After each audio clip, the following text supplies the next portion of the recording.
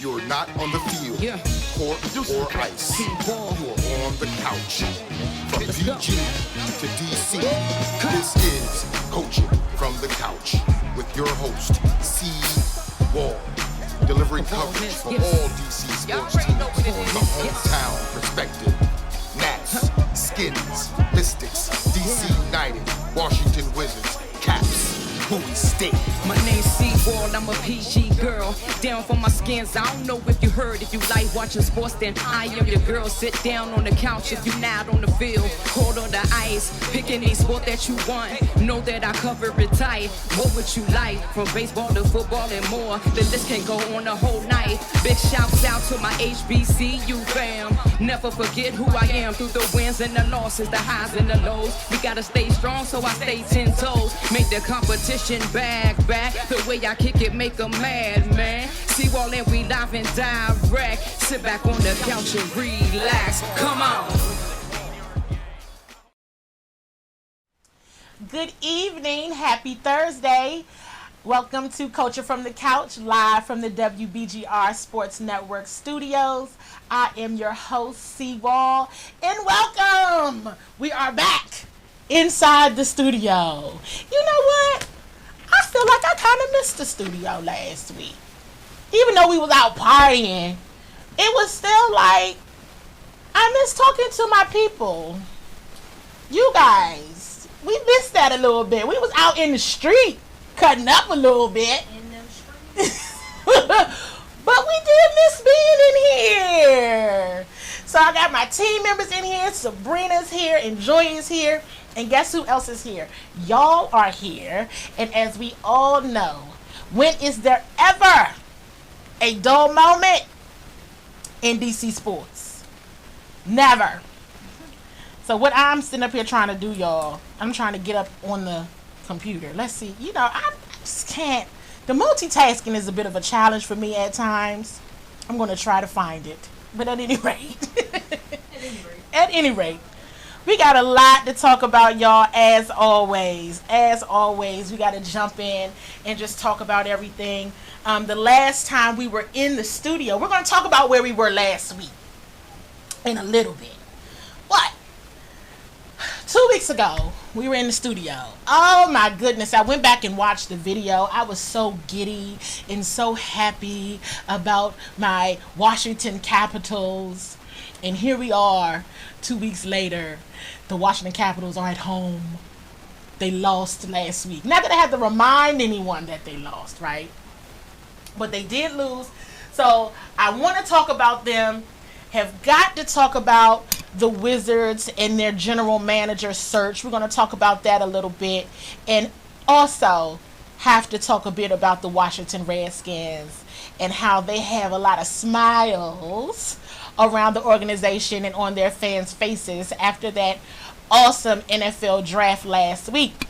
Before I get to all of that, quick update on the Nats. So the Nats have not been all that great this week, and it was so funny. Earlier, Joyce said, they've been playing every day this week. They play all the time. And they are. They play a lot, and you ask, the baseball season is very, very long. I believe Juan Soto has been scratched for the second game in a row. They're playing right now against the St. Louis Cardinals, and he did not play yesterday. He's not playing today. And the game had been delayed, of course, because the weather has been very sketchy here in Prince George's County and in the DMV area. So Juan Soto is just back spasms. Davey Martinez has said that Soto is okay. So there's nothing to worry about, but hey, it's a lot going on. So he's got some back spasms, so he's sitting out. Hopefully, the Nats can avoid a 4-game sweep because they have not beat the Cardinals all this week. So hopefully, that gets a little bit better. Also wanted to mention a couple things. So saw this report that the Nats attendance is the lowest it has been since 2011. So I have some numbers here. I'm trying to find it. It's low. is a lot lower than we anticipated. They're just drawing in about 27,000 spectators a game. It's low. The lowest mark in since 2011 was 24,000 then, but they're just coming in 27,000. And of course, it starts to talk through, the weather being bad and everything. But Joy had to say it. She had to go ahead and say it. Well, Bryce left. Hey. Sorry. Hey. I don't know if that's it, but it might be an indicator that it could be it. He was a fan favorite. Let's just be honest. He was certainly a fan favorite, and he brought people out. He did. So the numbers are quite low. So we'll see what happens. Maybe they'll go up. The weather should be breaking here soon. Yesterday it was a little cold. Today it was 90 degrees, and then it was a storm out. So it's all, the weather is not acting right. So we'll have to see what happens, folks. But the attendance is down at the lowest mark since 2011. So what was that, 8 years ago? So that is something to note. Another very interesting thing to note that came out this week is that the Nets are set to build a 35,000 square foot restaurant and entertainment venue at Nats Park. Okay? All right. So we're going to, I don't know. I don't know what they're going to use it for, unless they use it for gambling. I mean, the sports book is slated to go at the Capital One Arena, where the Green Turtle currently is. So I'm sure there probably will be some sports betting of some sort at this venue, somewhere on the premises, but we shall see. I know there was a quote from Mayor Muriel Bowser on this new venue saying, "We will be able to have two types, in person, and there will be sports books. I'm not sure if they limited how many could be created, but we expect that they will be associated with other entertainment areas." So it might be another place for sports betting, but it's about to be all the way live over there. That's all I have to say about that. So I don't know. We'll continue to watch that and get updates on that as time goes on and see what the happenings will be, because I'm sure it'll be a very nice venue. Should I move on to the Caps now, since that makes me sad? Since I've gone, I might as well, since I just said it out loud. Okay. So, last week, here we are. Once we saw or felt that there was a clear path. That was what we talked about the last time we were in the studio. There was a clear path to the Stanley Cup. So we all thought. I was disappointed. I know a lot. I've asked this question today with some of my fellow Washington Capitals fans, and I asked about Todd Reardon, because I was never an advocate for the way things happened with Barry Trotz last year. I was never an advocate for how that all went down. I thought, Trotz should absolutely have gotten a contract and been signed and returned. But that's not what happened. And we know that Todd Reardon had been groomed, and he had been, it was his time, true, but not right after a Stanley Cup. So I was always a bit skeptical about how that entire transition happened, especially after winning the championship last year. I was disappointed. Some folks say it was Todd's first year coaching, so don't be so hard on him. But I still feel like there was some moments, especially in this here series against the Carolina Hurricanes, where the right adjustments just had not been made.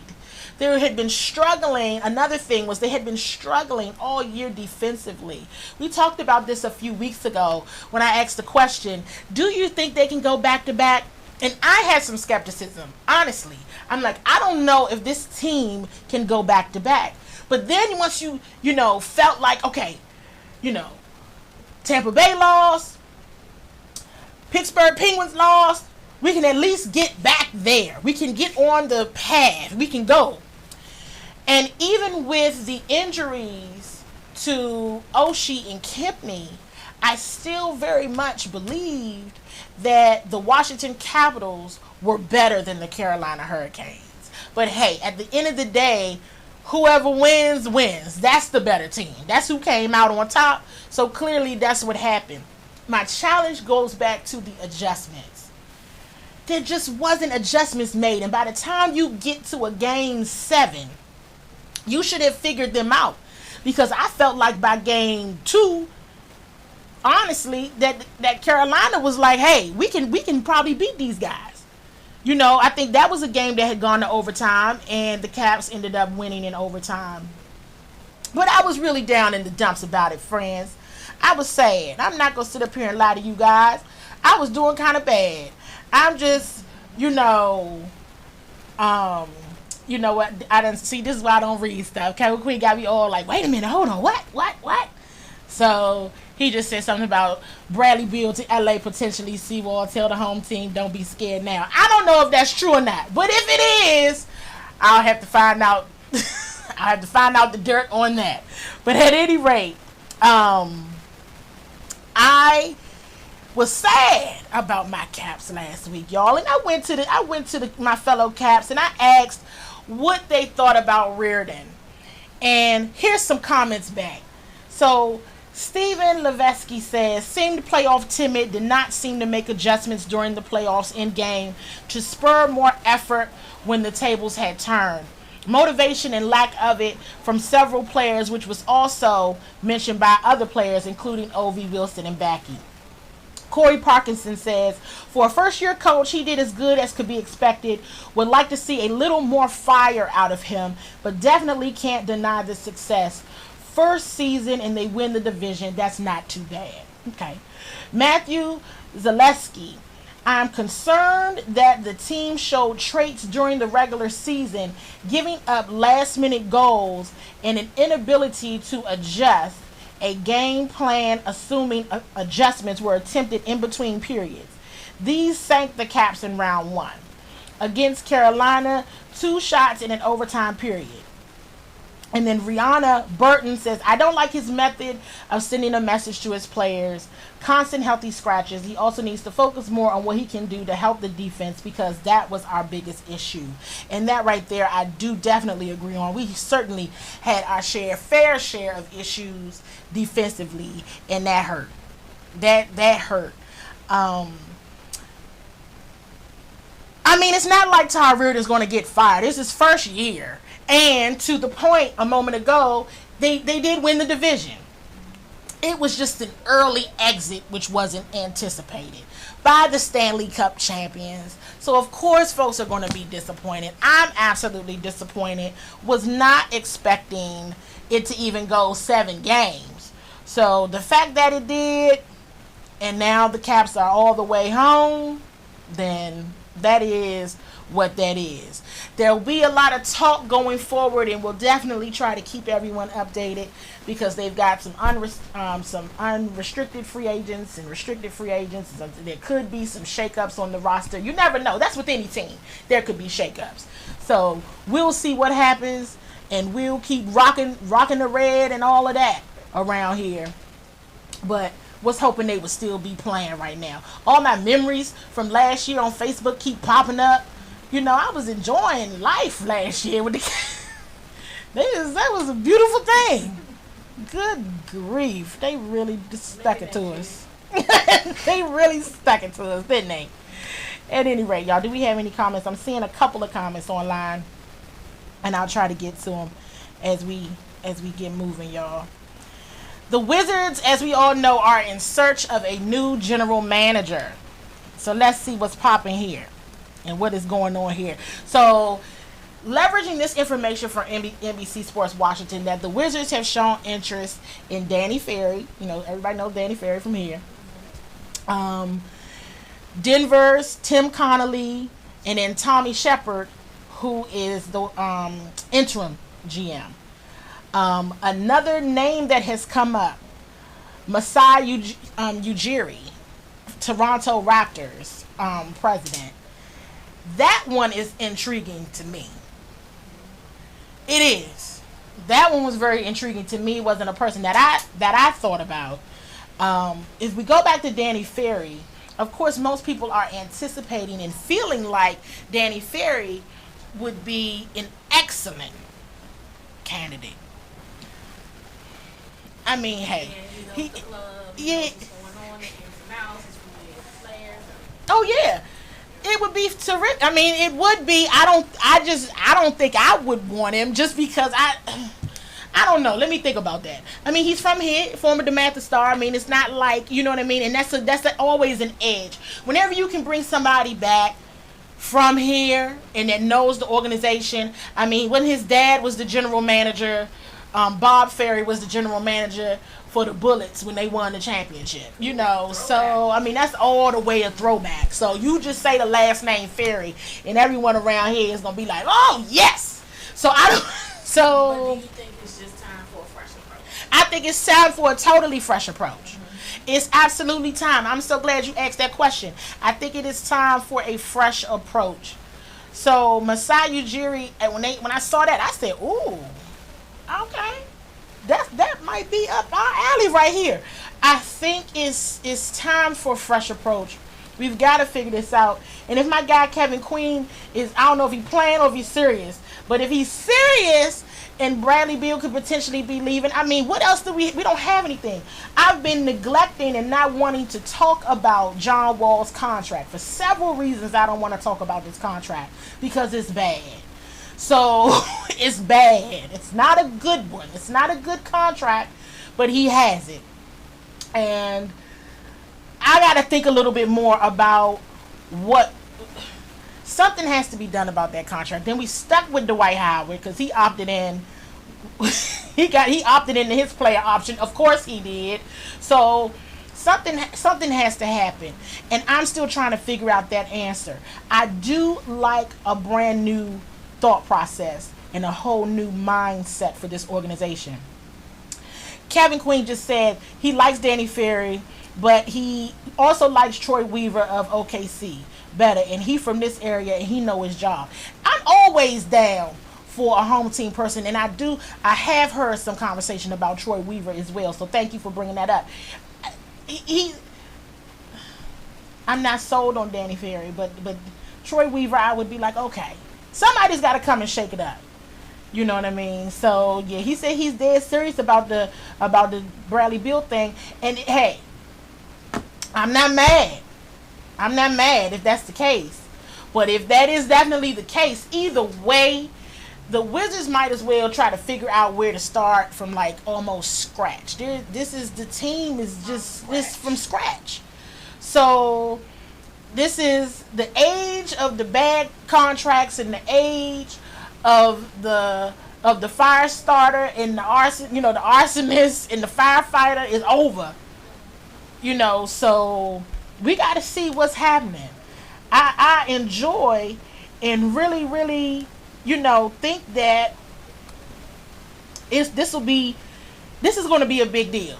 They do have an outside consultant helping them find Mike Forte. They do have an outside consultant helping them. That is what the reports say. So let's see. I also got the name Trajan Langdon. I'm not sure how he got on this list. And if anybody watching knows, please let me know how he got on this list. I don't know. And I'm just going to skip over his name. So, Tim Connolly, again, president of basketball operations for the Denver Nuggets, has referred to the position as the dream job. And then, like I said, interim GM Tommy Shepard, but then that goes back to the point of, do we just want somebody completely new and go from there. My vote, if I had one, is for completely new. If I had one, it's completely new. You might as well get all those old guys.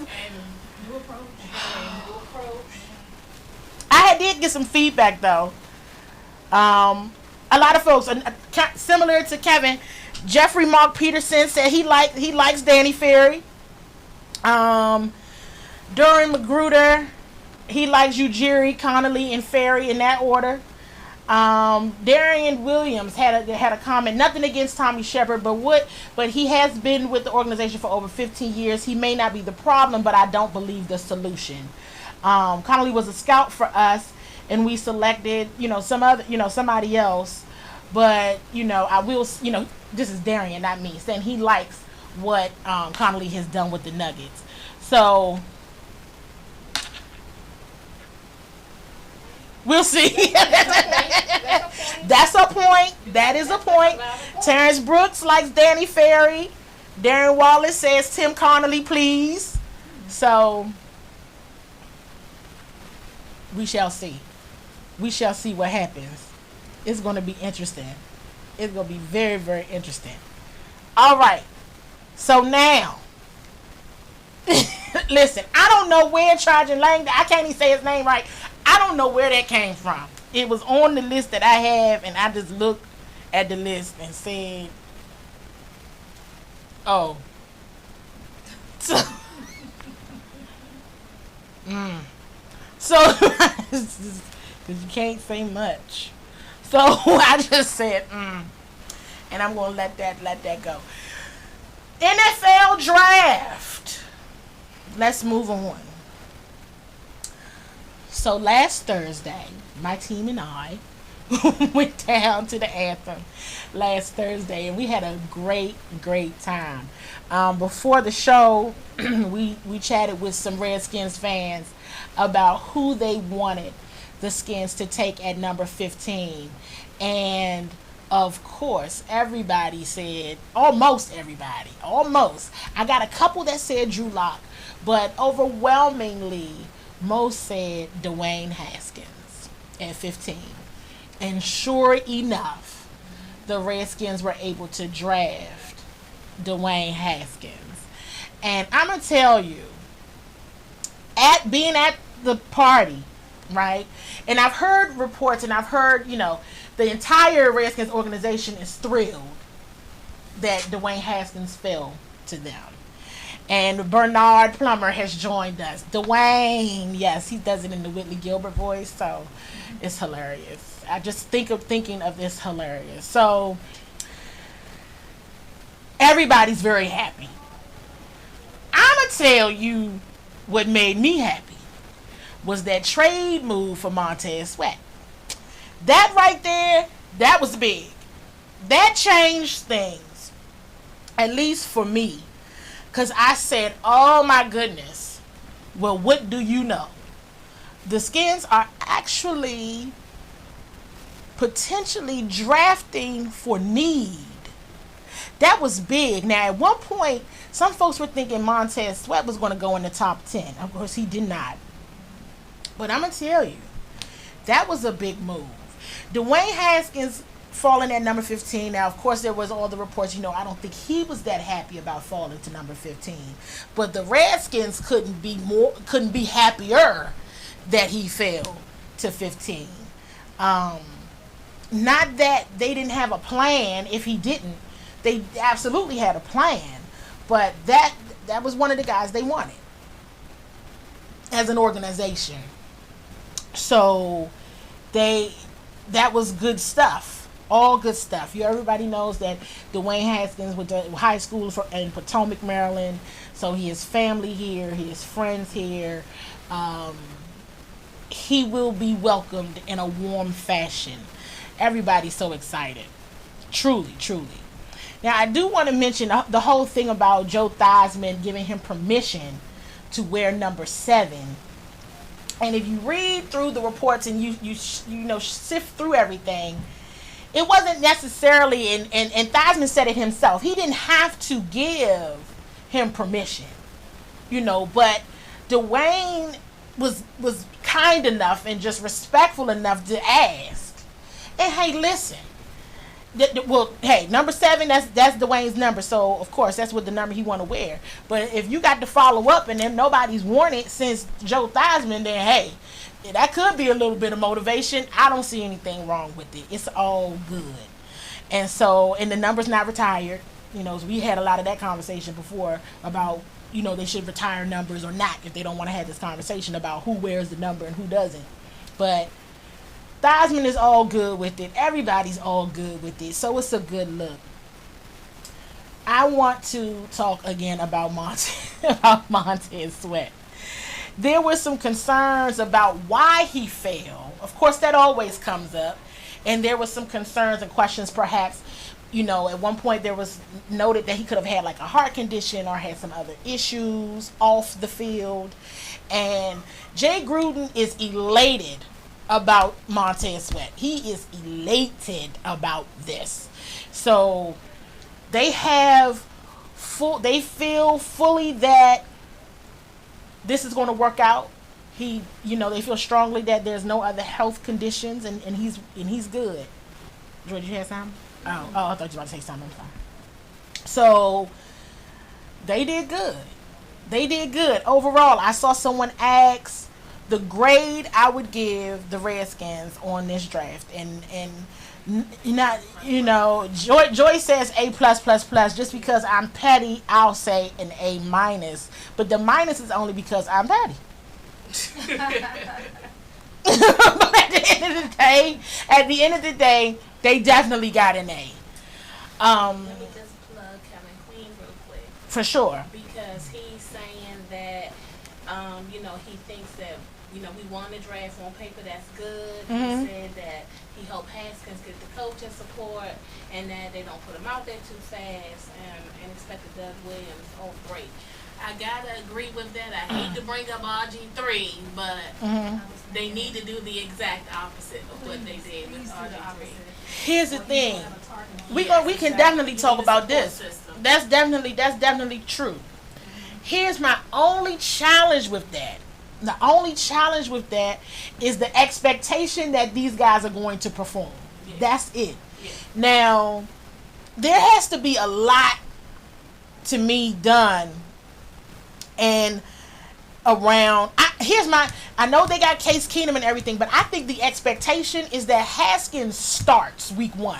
It will be a battle in training camp for these positions, because at this moment nobody's really safe. You know, there was a little bit of shade even when Bryce Love got drafted, the running back. Yeah. The new running back got drafted. You know, Dice is like, well, what's up with that? Right. Or what's up with this one? And what's that one? Because I'm already here. Listen, I think it's known. Now, I totally agree. I agree with you and Kevin for sure. Because that's an area where the Redskins have lacked, I feel like, in having an adequate system in place to grow and develop these guys on a long-term basis. That's the thing. And college is not the NFL. And you exactly. And a lot of these guys that they haven't played all 4 years at all. So they definitely need to get better in that. And that's what it's like Dante Maynard, we said in one of the sports groups, and he's not even a Redskins fan. I just asked in general, who do you think, how do you, think had the best draft, or how do we do in the draft? I don't even remember the question I asked. But he said it's hard to tell now because it all looks good on paper. Exactly what Kevin said as well. It looks great on paper. But how are you going to adjust? And I think this is where the organization needs to catch up and say, yeah, but these other organizations that win, their systems are way different. They're way different. And the guys can perform, but you can't expect for them to just come to the draft and come out here and then, you know what I'm saying? They're not going to do that, and it would be unfair to think that they could. And your money. Right. By cultivating these guys, and nurturing them and making them the stars that they are. Oh, yeah, for sure. And a lot of that takes growth. I mean, it's already going to be eyes because of the already quarterback controversy. Okay, you got a veteran quarterback in Case Keenum. Now it's talk that they might cut Colt McCoy, and then and then listen, Colt is a very nice person, very nice, but player. He's cool. He's been but at the same 9 years and they only broke up. Come on. But all I'm saying is, everybody's going to have to compete for their position. But to the earlier point, the organization has to meet these kids where they are. Right. And make sure they're good. Right. And make sure they're straight. And we can if this daggone I can't do this injury bug, they gotta do away with the injury bug. So somebody better be working overtime. Because if we cannot gonna go down 3 years, you know what I mean? The draft looks great. You know, we talk a little bit more about some of the other guys next week as the time goes on. But Montez Sweat was the one who got me. I said, well, good. How did they pull that off? Yeah. Everything else was very good. Very happy about the O-line pickups. Those guys are dogs, and we need them. And I hope they're durable. At any rate, y'all, we are at our time. Thank y'all so much for joining, and thank you so much for all of the great dialogue online. We certainly appreciate it. We will see you all next week.